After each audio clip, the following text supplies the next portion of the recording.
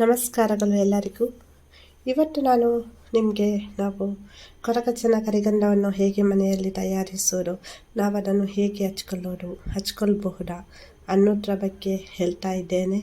ನೋಡಿ, ನಮ್ಮ ವ್ಯೂವರ್ಸಲ್ಲಿ ಕೆಲವರು ಕೇಳ್ತಾ ಇದ್ರು ಇದರ ಬಗ್ಗೆ. ಸೊ ಇವತ್ತು ಕೂಡ ಒಬ್ಬರು ಕೇಳಿದ್ರು, ಅದಕ್ಕೋಸ್ಕರ ಇವತ್ತು ವಿಡಿಯೋ ಮಾಡ್ತಾ ಇದ್ದೇನೆ ಇದರ ಬಗ್ಗೆ.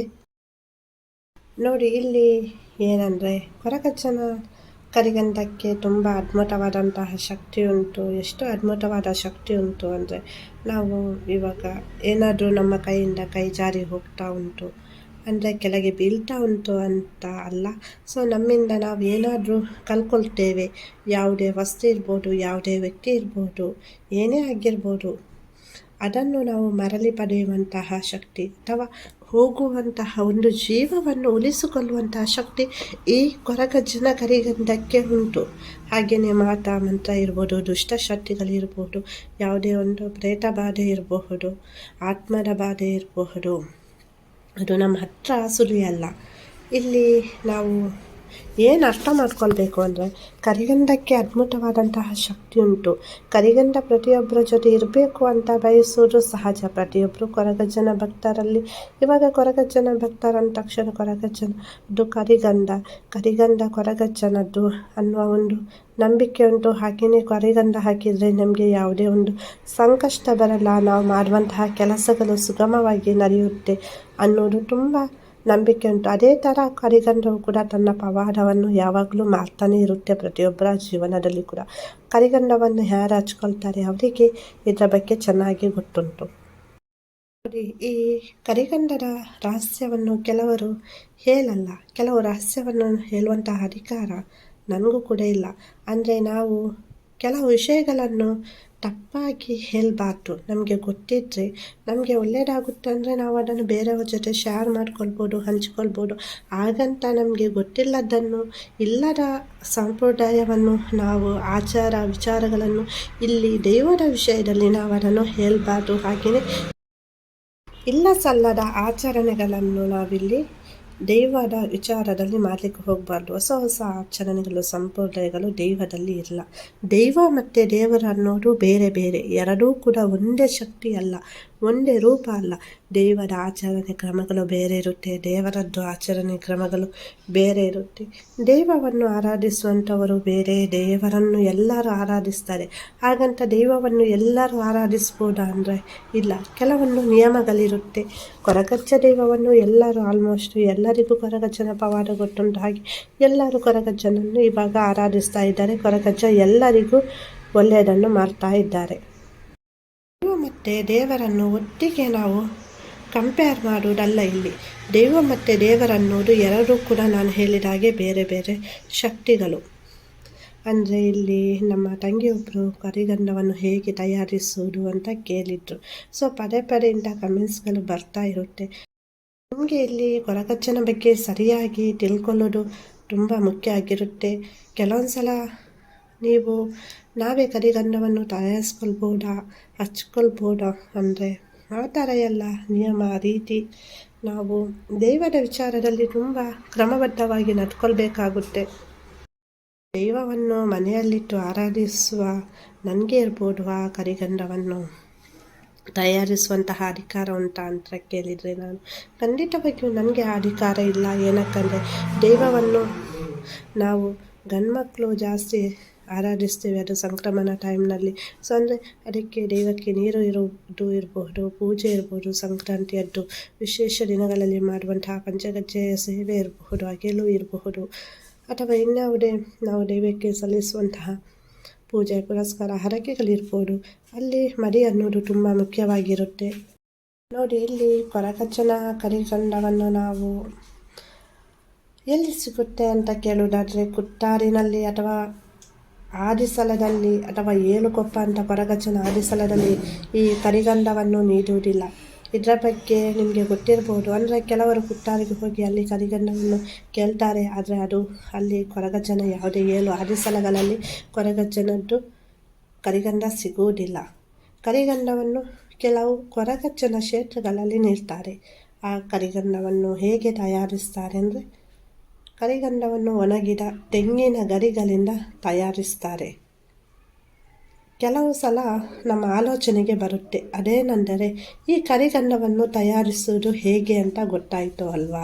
ನಾವು ಏಕೆ ಕೊರಗಜ್ಜನ ಕರಿಗಂಡವನ್ನು ಮನೆಯಲ್ಲಿ ತಯಾರಿಸಿಕೊಳ್ಬಾರ್ದು ಅನ್ನೋದು. ಅಂದರೆ ನಾವು ಮನೆಯಲ್ಲಿ ಕೊರಗಜ್ಜ ನಾವಾಗೆ ತಯಾರಿಸ್ಕೊಂಡು ಆ ಕರಿಗಂಡವನ್ನು ಹೇಗೆ ಹಚ್ಕೊಳ್ಬಾರ್ದು ಅನ್ನುವ ಪ್ರಶ್ನೆ ಕೆಲವೊಂದು ಸಲ ಮನಸ್ಸಿಗೆ ಬರುತ್ತೆ. ಹಾಗೆಯೇ ಪ್ರತಿದಿನ ಆ ಕರಿಗಂಡವನ್ನು ನಾವು ಹಚ್ಕೊಳ್ಬೋದಲ್ಲ, ನಾವೇ ತಯಾರಿಸಿದರೆ ತುಂಬ ಸುಲಭ ಆಗುತ್ತೆ ನಮಗೆ ಅನ್ನೋದು. ಆದರೆ ನಾನು ನಿಮಗೆ ಪೂರ್ತಿಯಾಗಿ ಈ ಕರಿಗಂಡವನ್ನು ತಯಾರಿಸುವ ವಿಧಾನವನ್ನು ಹೇಳಲಿಲ್ಲ. ಇಲ್ಲಿ ನಾನು ಪೂರ್ತಿಯಾಗಿ ಕರಿಗಂಡವನ್ನು ತಯಾರಿಸುವ ವಿಧಾನವನ್ನು ಹೇಳ್ಬೋದು ನಾನು. ಆದರೆ ಕೆಲವೊಂದು ಸಲ ಇಲ್ಲಿ ಏನಾಗುತ್ತೆ ಅಂದರೆ ಕೆಲವೊಂದು ವಿಧಾನಗಳನ್ನು ಕೆಲವರು ಬೇರೆ ಥರದಲ್ಲಿ ಹೇಳುವಂತಹ ಕ್ರಮ ಮಾಡ್ತಾರೆ. ಆದರೆ ಕೆಲವೊಂದು ದೈವ ರಹಸ್ಯಗಳುಂಟಲ್ಲ, ಅದನ್ನು ನಾವು ಹೇಳಿದ ತಕ್ಷಣ ಅದನ್ನು ಬೇರೆ ಥರ ಸ್ವಲ್ಪ ಕನ್ವರ್ಟ್ ಮಾಡಿ ಅಥವಾ ಅದೇ ಥರ ಮಾಡುವಂತಹ ಪ್ರಯತ್ನ ಮಾಡ್ತಾರೆ. ಅಂದರೆ ನೀವು ಕೂಡ ಅದನ್ನೇ ಆಲೋಚನೆ ಮಾಡ್ತೀರಿ. ಈಗ ಕರಿಗಂಡ ತಯಾರಿಸೋದು ಹೇಗೆ ಅಂತ ಗೊತ್ತಾಯಿತು, ಸೊ ನಾವೇ ಕರಿಗಂಡವನ್ನು ಮನೆಯಲ್ಲಿ ತಯಾರಿಸ್ಕೊಳ್ಬೋದು ಅಂತ. ಆದರೆ ಕೆಲವೊಂದು ದೈವ ರಹಸ್ಯಗಳಿರ್ಬೋದು, ದೈವದ ಕೆಲಸ ಇರ್ಬೋದು, ಅದನ್ನು ನಾವು ಮನೆಯಲ್ಲಿ ಮಾಡಲಿಕ್ಕೆ ಬರಲ್ಲ. ಅದನ್ನು ನಾವು ಆ ಥರ ಮಾಡುವಂತಹ ಸಂಪ್ರದಾಯ ಅಥವಾ ಇಂದಿನಿಂದ ಪೂರ್ವಜರು ನಮಗೇನು ಹೇಳ್ಕೊಟ್ಟಿದ್ದಾರೆ ಅದನ್ನೆಲ್ಲ ನಾವು ಮನೆಯಲ್ಲಿ ಮಾಡಲಿಕ್ಕೆ ಬರಲ್ಲ. ಏಕೆಂದರೆ ಕೆಲವೊಂದು ಸಲ ನನಗೆ ಕೂಡ ಕೆಲವು ದೈವ ನಿಬಂಧನೆಗಳಿರುತ್ತೆ. ಕೆಲವೊಂದನ್ನು ನಾನು ಕೂಡ ದೈವ ರಹಸ್ಯವನ್ನು ಹೇಳುವಂತಹ ಅಧಿಕಾರ ನನಗೂ ಇರಲ್ಲ. ಹಾಗಾಗಿ ಸಂಪೂರ್ಣವಾಗಿ ಇಲ್ಲಿ ನಾನು ನಿಮಗೆ ಕೊರಗಜ್ಜನ ಕರಿಗಂಡವನ್ನು ಗೊತ್ತಿಟ್ಟರು ಹೇಗೆ ತಯಾರಿಸ್ತಾರೆ ಅಂತ ನಮ್ಮ ಹಿರಿಯರು ನೋಡಿದ್ದೇನೆ ನಾನು ತಯಾರಿಸೋದು. ಸೊ ಅದನ್ನು ನಾನಿಲ್ಲಿ ಹೇಳಲ್ಲ. ಅಂದರೆ ನಾವು ತಪ್ಪಾಗಿ ಅದನ್ನು ಮಾಡಲಿಕ್ಕೂ ಬಾರ್ದು. ಕೆಲವೊಂದನ್ನು ನಮಗೆ ನಿರ್ಬಂಧವನ್ನು ಹೇಳಿರ್ತಾರೆ, ಈ ಕೆಲಸ ದೈವದ ವಿಷಯದಲ್ಲಿ ಮಾಡಲಿಕ್ಕೆ ಇಲ್ಲ ಅಂತ. ಸೊ ಹಾಗಾಗಿ ಇದನ್ನು ಇಲ್ಲಿ ನಾನು ಹೇಳ್ತಾ ಇಲ್ಲ.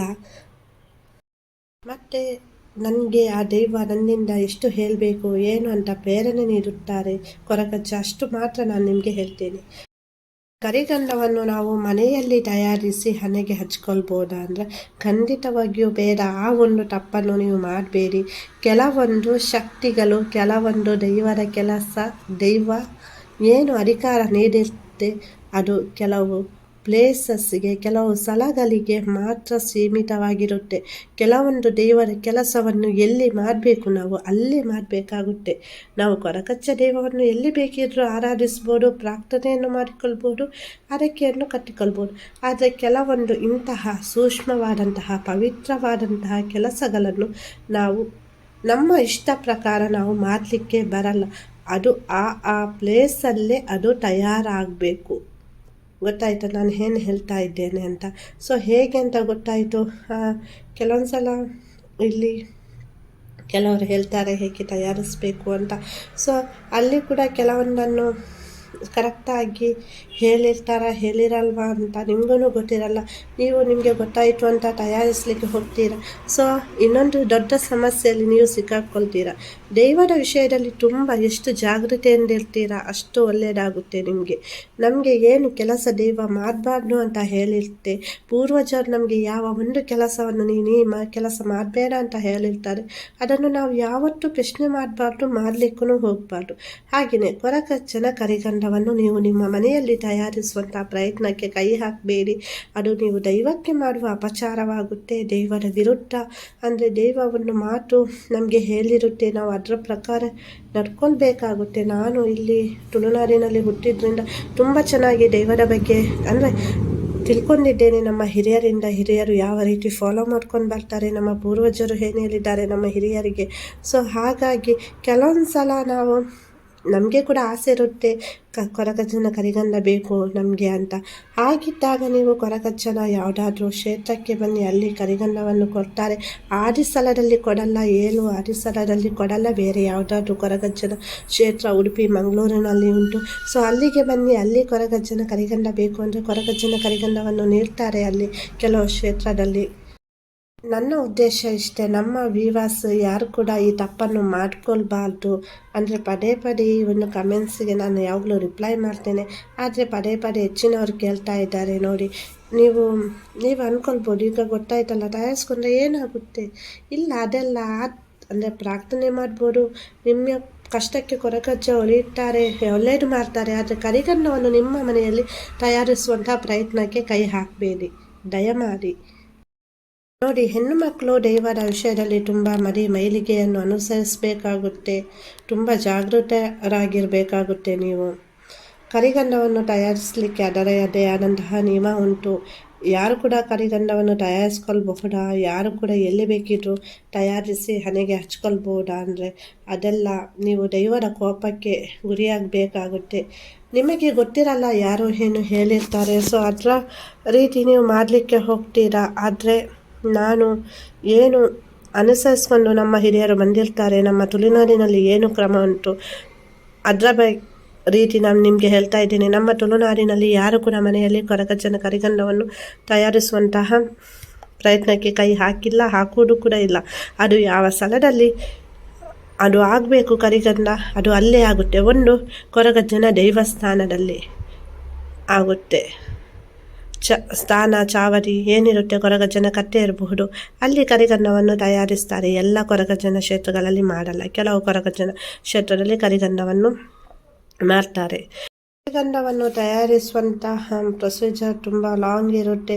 ಹಾಗೆಯೇ ಅದನ್ನು ತುಂಬ ವಿಧಿವಿತ್ತಾಗಿ ಜಾಗೃತೆಯನ್ನು ಮಾಡಬೇಕಾಗುತ್ತೆ. ಏಕೆಂದರೆ ಅಲ್ಲಿ ಕೂಡ ಕರಿಗನ್ನದಲ್ಲಿ ಒಂದು ಶಕ್ತಿ ಅನ್ನೋದು ಆಹ್ವಾನ ಆಗುತ್ತೆ. ನಿಮಗೆ ಕರಿಗನ್ನದ ಬಗ್ಗೆ ತುಂಬ ಡೀಟೇಲ್ ಆಗಿ ಮಾಹಿತಿಯನ್ನು ಇನ್ನೊಮ್ಮೆ ಶೇರ್ ಮಾಡ್ತೇನೆ. ಇವತ್ತಿನ ವಿಡಿಯೋ ಇಷ್ಟ ಆದರೆ ಒಂದು ಲೈಕ್ ಮಾಡಿ, ಹಾಗೆಯೇ ಹೆಚ್ಚಿನ ವಿಡಿಯೋಗಳಿಗಾಗಿ ನಮ್ಮ ಚಾನಲನ್ನು ಸಬ್ಸ್ಕ್ರೈಬ್ ಮಾಡಿ. ನನ್ನ ಆರಾಧ್ಯ ದೇವರ ಕೊರಗಜ್ಜ ನಿಮ್ಮ ಜೀವನದಲ್ಲಿ ಸುಖ, ಶಾಂತಿ, ಸಮೃದ್ಧಿಯನ್ನು ಕರುಣಿಸಲಿ. ನೀವು ಮಾಡುವಂತಹ ಎಲ್ಲ ಕೆಲಸದಲ್ಲಿ ಜಯ ಸಿಗಲಿ ಅಂತ ನಾನು ನನ್ನ ಆರಾಧ್ಯ ದೇವರ ಕೊರಗಜ್ಜನನ್ನು ಪ್ರಾರ್ಥಿಸುತ್ತೇನೆ. ವಿಡಿಯೋ ನೋಡಿದ್ದಕ್ಕಾಗಿ ಧನ್ಯವಾದಗಳು.